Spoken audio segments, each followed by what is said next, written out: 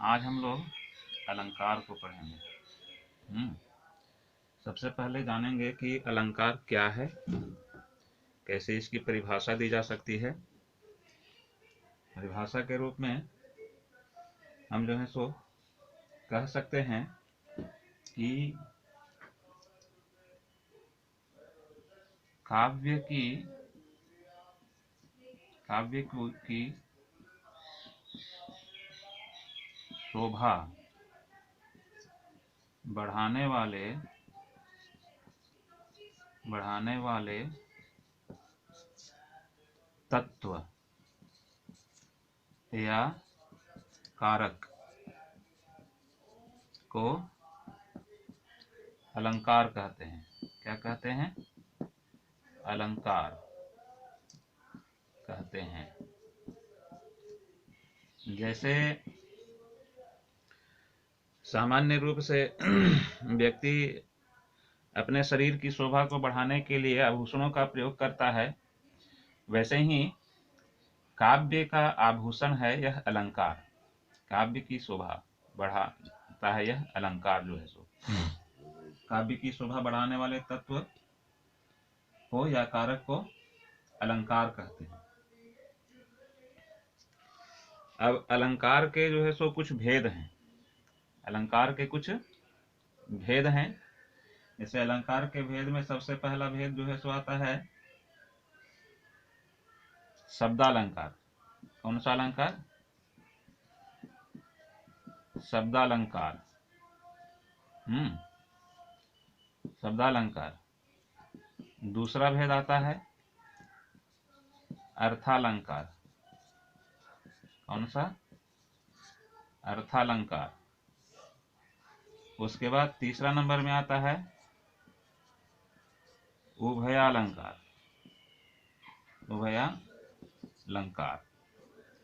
हम लोग जो है सो एक एक करके पढ़ेंगे, ठीक है?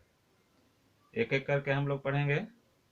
सबसे पहले जो है सो इस अलंकार को पढ़ेंगे, शब्दालंकार को पढ़ेंगे। पढ़ते हैं शब्दालंकार को।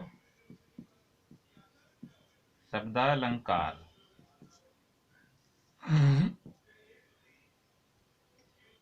यहाँ पर क्या होता है शब्दालंकार में कि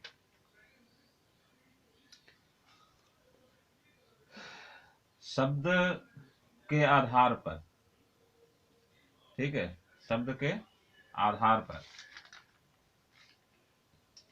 यानी कि जहां शब्द के कारण,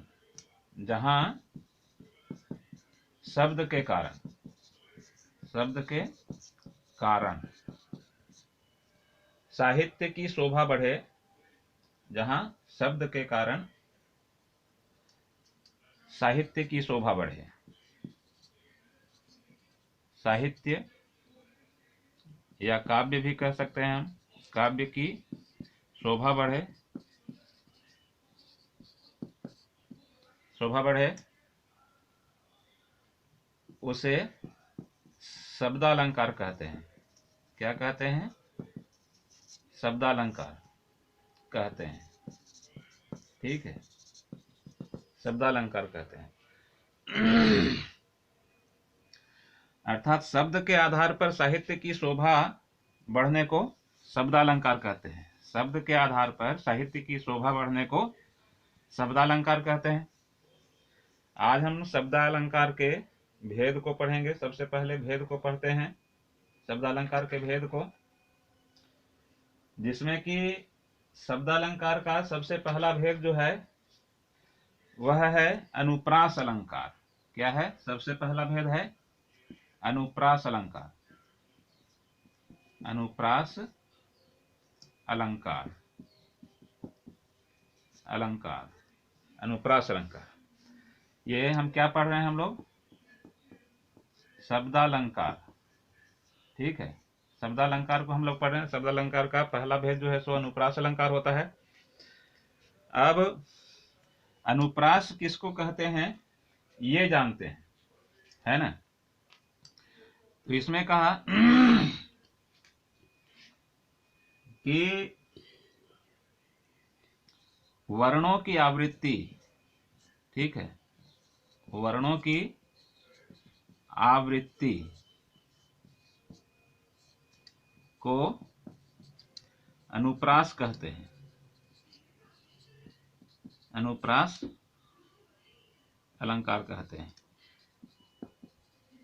अलंकार कहते हैं। वर्णों की आवृत्ति को अनुप्रास अलंकार कहते हैं। ठीक है। यहाँ पर वर्ण की आवृत्ति, वर्णों की आवृत्ति से तात्पर्य है कि एक वर्ण या एक से अधिक वर्ण जो हैं सो एक के बाद एक आते जाएंगे, अर्थात उनको दोहराया जाएगा, तिहराया जाएगा। इस तरह से जो है सो कहा वर्णों की आवृत्ति। लगातार एक वर्ण या एक से अधिक वर्ण की वर्णों की आवृत्ति होना जो है सो अनुप्रास कहते हैं। अनुप्रास कहलाता है एक से एक वर्णों की आवृत्ति को। जैसे कहा, क्या एक उदाहरण है कि तरन तनुजा, तरन तनुजा, तरन तनुजा तट तमाल, तरन तनुजा तट तमाल, तरन तनुजा तट तमाल, तरुवर बहु छाए, तरुवर बहु छाए।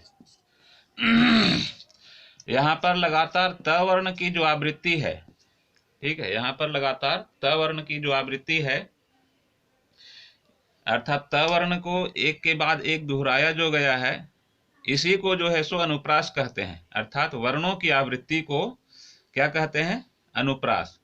यहाँ लगातार त वर्ण की आवृत्ति हुई है ना, त वर्ण की आवृत्ति तरनि तनुजा तट तमाल तरुवर बहु छाए। यहाँ पर लगातार त वर्ण की आवृत्ति हुई है, इसी को जो है सो कहते हैं अनुप्रास अलंकार। क्या कहते हैं? अनुप्रास अलंकार कहते हैं इसी को। अब क्या है कि इस अनुप्रास अलंकार के भी जो है सो कुछ भेद हैं जी। अनुप्रास अलंकार के भी कुछ भेद हैं। ये भेद जो है सो कौन कौन से हैं, इनके बारे में हम पढ़ते हैं। अनुप्रास अलंकार के कौन कौन से भेद हैं? तो सबसे पहला भेद जो है इसमें ये आता है, अनुप्रास अलंकार का भेद सबसे पहले छेकानुप्रास कहलाता है। वह क्या कहलाता है? छेकानुप्रास, है ना। छेकानुप्रास जो है सो कहलाता है इसका सबसे पहला भेद। इसमें क्या कहना है इसका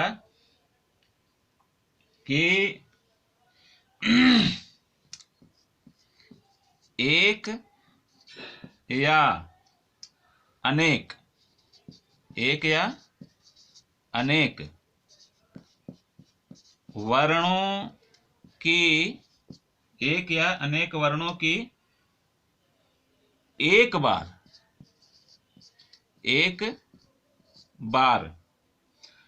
आवृत्ति को, एक बार आवृत्ति को छेकानुप्रास, छेकानुप्रास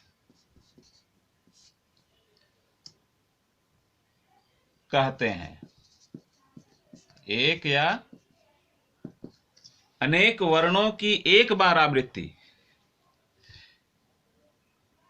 ध्यान देने की बात है यहाँ पर कि एक वर्ण हो सकता है, यहाँ पर चाहे एक से अधिक वर्ण भी हो सकता है, लेकिन उसकी आवृत्ति मात्र एक बार होगी, उसकी आवृत्ति मात्र एक बार होगी। तो इस स्थिति में जो है सो क्या कहा जाएगा? छेकानुप्रास कहा जाएगा। जैसे देखिए लिखा है, कानन कठिन भयंकर, कानन कठिन भयंकर भारी, भारी एक या अनेक वर्ण की आवृत्ति है।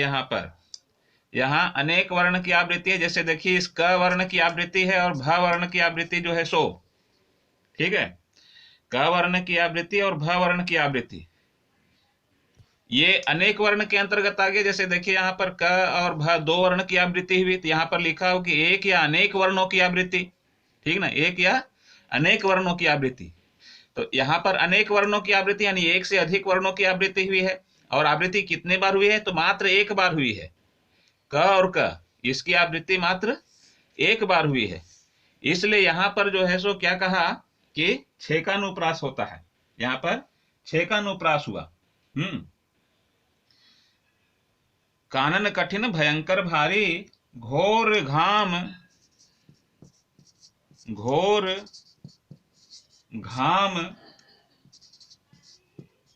हिम बार बयारी, हिम बार बयारी। यहाँ पर घ वर्ण की आवृत्ति जो है सो, और यहाँ पर ब वर्ण की आवृत्ति है ना, यहाँ पर ब वर्ण की आवृत्ति, इनकी भी आवृत्ति जो है सो एक बार हुई है। इस घ वर्ण की आवृत्ति एक बार, और फिर इस जो है सो ब वर्ण की आवृत्ति जो है सो एक बार हुई है, ठीक है। और यहाँ कहा भी गया है कि एक या अनेक वर्णों की आवृत्ति एक बार हो तब जो है से छेकानुप्रास होता है। तो इस नियम के अनुसार यहाँ क वर्ण की आवृत्ति, भ वर्ण की आवृत्ति, यहाँ घ वर्ण की आवृत्ति और यहाँ ब वर्ण की आवृत्ति, दोनों की आवृत्ति जो है सो एक एक बार हुई है। यहाँ पर एक से अधिक वर्णों की आवृत्ति हुई है। और कितने बार हुई है? एक बार हुई है। तो यहाँ पर क्या हम कहेंगे कि ये जो है सो छेकानुप्रास कहलाया, ठीक है। छेकानुप्रास के बाद जो है सो अनुप्रास का दूसरा भेद जो है वह आता है वृत्त्यनुप्रास। कौन सा? वृत्त्यनुप्रास अलंकार है ना, वृत्त्यनुप्रास। यहाँ वृत्त्यनुप्रास में क्या होता है? यहाँ होता है क्या कि एक वर्ण की आवृत्ति, एक वर्ण की आवृत्ति अनेक बार होती है। अनेक बार, एक वर्ण की आवृत्ति अनेक बार हो तो, एक वर्ण की आवृत्ति अनेक बार हो तो वृत्त्यनुप्रास होता है। एक वर्ण की आवृत्ति अनेक बार हो तो क्या होता है? वृत्त्यनुप्रास होता है। वृत्त्यनुप्रास अलंकार होता है। एक वर्ण की आवृत्ति, एक वर्ण है और इसकी आवृत्ति कितनी बार होगी? अनेक बार होगी। जैसे कहा क्या? उदाहरण के तौर पर देख लीजिए, लिखा है धर्म धुरीन धीर नयनागर। धर्म धुरीन धीर नयनागर, धर्म धुरीन धीर नयनागर, सत्य स्नेह शील सुख सागर, है ना, शील सुख सागर, ठीक है। सत्य स्नेह शील सुख सागर। यहां पर देखना यह है कि लगातार एक वर्ण की आवृत्ति जो है सो, ठीक है, एक वर्ण की आवृत्ति, ध वर्ण की आवृत्ति, एक वर्ण की आवृत्ति जो है सो यहाँ पर इस उदाहरण में, पहले उदाहरण में देखिए ध वर्ण की आवृत्ति एक से अधिक बार हुई है और यहाँ पर स वर्ण की आवृत्ति जो है सो एक से अधिक बार हुई है। कहा ना कि एक वर्ण की आवृत्ति अनेक बार, इसीलिए जो है सो यहाँ पर वृत्त्यनुप्रास अलंकार हुआ। ठीक है फ्रेंड्स, आज के लिए इतना ही ना। अगले दिन फिर जो है सो अगले वीडियो में इसके अगले भेद को हम पढ़ेंगे। तब तक के लिए वीडियो को सब्सक्राइब कीजिए, चैनल को, वीडियो को लाइक कीजिए। धन्यवाद।